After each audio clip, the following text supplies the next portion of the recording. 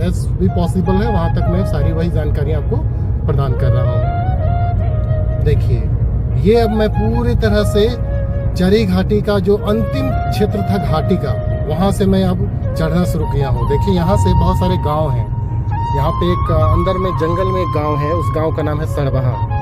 यहाँ से सड़बहा गांव जाती है, ठीक है, इस ओवर ब्रिज के नीचे से। और ये ओवर ब्रिज है, यहाँ से पूरा हाइट अब हमको मिलेगा चरी घाट वैलीज का हाइट, और हम लोग फिर हजारीबाग हिल के एरिया में प्रवेश कर जाएंगे। तो यहाँ तो मैंने क्या बताया, मैंने बताया कि मैं हजारीबाग पठार का पूरा क्षेत्र आपको दिखाऊंगा। ये बहुत बढ़िया है कि मैं हजारीबाग पठार के दक्षिणी छोर से आपको उत्तरी छोर की ओर ले जाऊंगा। आज एक पूरा जर्नी होगी, ज्योग्राफिकल जर्नी होगी। उसमें आप देख सकते हैं कि ये पूरा का पूरा घाटी एरिया है, पूरा का पूरा घाटी एरिया है। घाटी के बाद हिली रीजन पड़ता है, हजारीबाग हिल्स बोलते हैं। जो शहर है वो हजारीबाग हिल्स में एक्चुअली है, ऊंचाई वाले क्षेत्र में अवस्थित है। इसीलिए वहाँ का मौसम अचानक वहाँ पे पानी बरसने लगती है, क्योंकि वहाँ पे हाइट बढ़ने पे हवाएं में संघनता हो जाती है और वो संघनन की क्रिया करने के फलस्वरूप वर्षा करती है। तो स्थानिक कारकों से प्रभावित होकर हजारीबाग में अक्सर मौसम चेंज होते रहता है। और आप देखेंगे गर्मी के सीजन में भी वहाँ कभी कभी वर्षा हो जाती है। वो हाइट के दृष्टिकोण से हाइट एक फैक्टर है। हवाएं ऊपर उठती हैं और ऊपर होकर संघनित होकर वर्षा प्रदान करती है। देखिए, ये जो घाटी एरिया है, अब पूरे के पूरे से हम लोग चरी घाटी में है, पूरे से चरी घाटी में। अब देखिए कि चरी घाटी का एरिया में बहुत सारी ट्रैफिक की समस्या हो जाती है, क्योंकि यहाँ से नीचे आप देखें जहाँ चरी था वहाँ से ईस्ट की ओर कोलफील्ड एरिया है, पूरा कोलफील्ड एरिया है।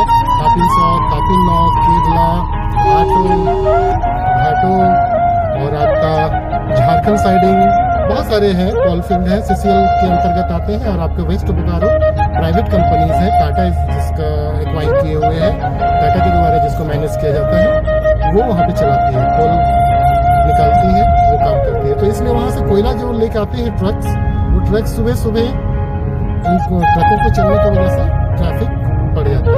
अब देखिए, मौसम थोड़ा खुल रहा है, जैसे हम लोग हाइट की ओर बढ़ रहे हैं मौसम खुल रहा है।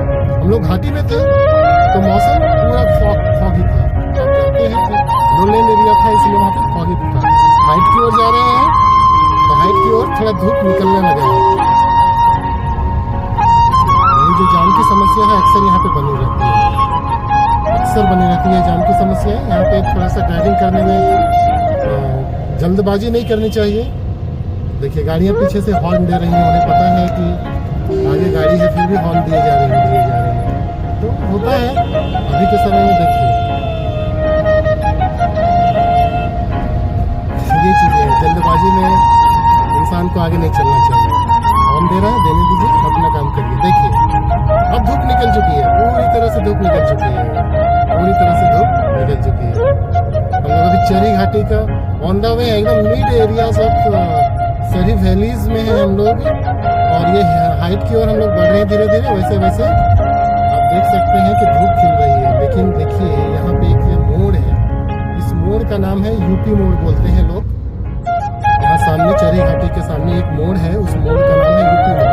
एकदम वो समझिए तो पूरा आर्क लिए हुए है, वो मोड़ है वहाँ, वो एक डेंजर मोड़ है। अक्सर वहाँ पे दुर्घटनाएं घटती रहती हैं, खास करके अननोन गाड़ियाँ जो कि इस क्षेत्र से विज्ञ नहीं है, अनभिज्ञ है, तो उन्हें अचानक वो मोड़ मिलता है, वो तेजी से रहते हैं, थोड़ा सा वो दुर्घटना के शिकार हो जाते हैं। यही से वो मोड़ शुरू होती है, उसको बोलते हैं यूपी मोड़। यहाँ पे भी कुहासा है, जहाँ पे वेजिटेशन, नेचुरल वेजिटेशन ज़्यादा घना है, वहाँ पे फॉग ज़्यादा है। तो ये नेचुरल वेजिटेशन क्या होते हैं? तो वैसे पेड़ पौधे जो बिना मानवीय हस्तक्षेप के, पेड़ पौधे झाड़ियाँ जो बिना मानवीय हस्तक्षेप के प्राकृतिक अनुकूलन के साथ समायोजित करते हुए जन्म लेते हैं, उगते हैं, बढ़ते हैं और पुनः नष्ट हो जाते हैं, वो सारे नेचुरल वेजिटेशन कहलाते हैं।